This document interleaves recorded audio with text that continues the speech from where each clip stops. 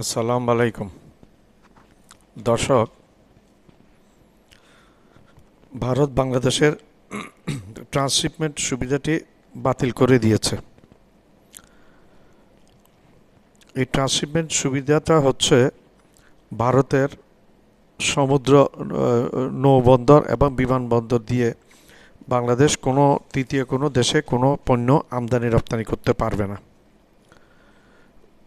ভারত এই ট্রান্সশিপমেন্টটা বাতিল করে দিয়ে কি বাংলাদেশকে ক্ষতি করতে পারলো, সক্ষম হলো?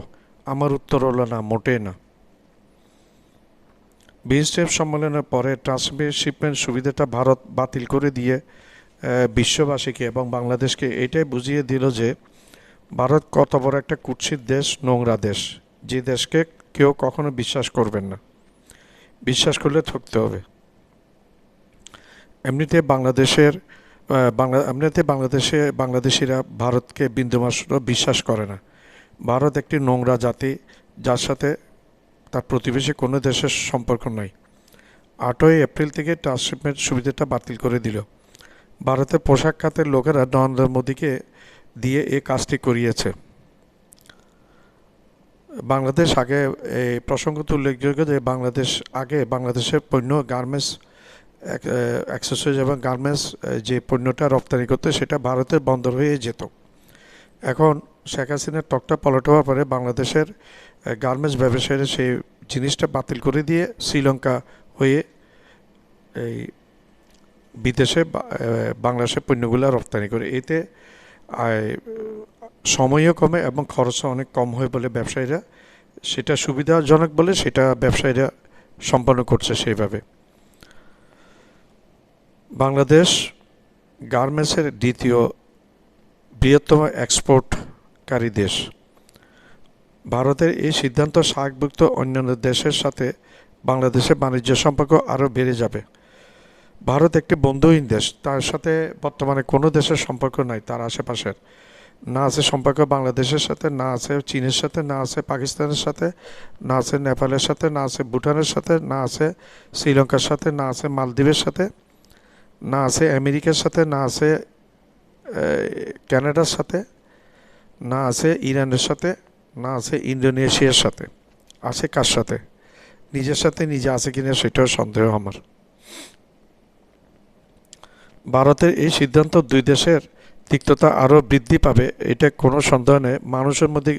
বাংলাদেশের মানুষের মধ্যে ভারতের প্রতি ঘৃণা আরও বেড়ে যাবে। নরেন্দ্র মোদী কি জন্ম হয়েছে তিক্ততা বাংলাদেশের সাথে, প্রতিবেশীর সাথে শুধু তিক্ততা বাড়ানো? সম্পর্ক সমাধান না করে কি তিক্ততা বাড়ানোর জন্য ওনার জন্ম হয়েছে? ওনার রাজনীতি? আমার এই প্রশ্ন নরেন্দ্র মোদীর কাছে, ভারতবাসীর কাছে।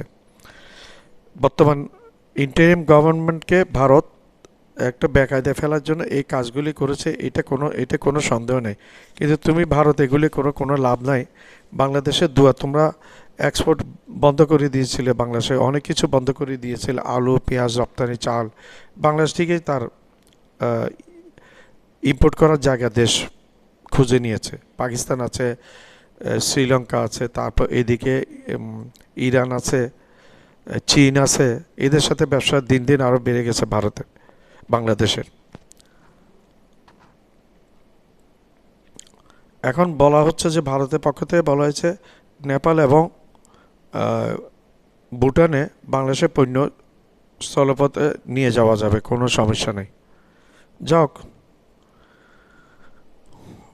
ভারত কিন্তু বাংলাদেশের 2টি বন্দর ভালোভাবে ব্যবহার করছে।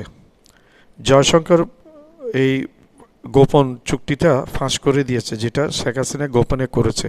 2টি বন্দর ঠিকই ব্যবহার করছে ভারত। এখন বাংলাদেশ সরকার সিদ্ধান্ত নেবে ভারতকে এই 2টি বন্দর ব্যবহার করতে দিবে কিনে দেওয়া। আমার কথা হলো টিট ফর ট্যাট, ভারতের কে বন্ধ করে দিবে এই 2টি বন্দর ব্যবহার করা। বাংলাদেশে এই পদক্ষেপ নিতে হবে। ভারতের ট্রেন বাংলাদেশের ল্যান্ড ব্যবহার করবে, এই ধরনের একটা চুক্তি হয়েছিল শেখ হাসিনার সাথে। গোপনে সেই চুক্তিটা করেছিল, যেটা জয়শঙ্কর ফাঁস করে দিয়েছে। বাংলাদেশের এক প্রান্ত থেকে আরেক প্রান্ত বাংলাদেশে পোর্ট হয়ে ভারতের ট্রেন ব্যবহার করে বাংলাদেশে এক প্রান্ত থেকে এক প্রান্ত যেতে পারবে এবং ভারতের মাল ভারতের মধ্যে পৌঁছাতে পারবে। এখন বাংলাদেশের সময় এসে এই চুক্তিটা বন্ধ করে দেওয়ার জন্য। এই চুক্তিটা কিন্তু শেখ হাসিনা সরকার পতন হওয়ার ফলে ঝুলে গেছে, এই চুক্তিটা আদৌ সম্ভব হবে না, ভারতকে এই সুবিধা দেওয়া যাবে না।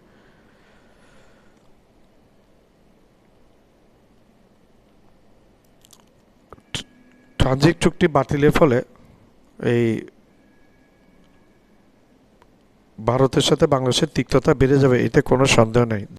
আমার চ্যানেলটা লাইক করবেন, সাবস্ক্রাইব করবেন, শেয়ার করবেন, বেল আইকনটা প্রেস করবেন। সাবস্ক্রাইব করতে ভুলবেন না।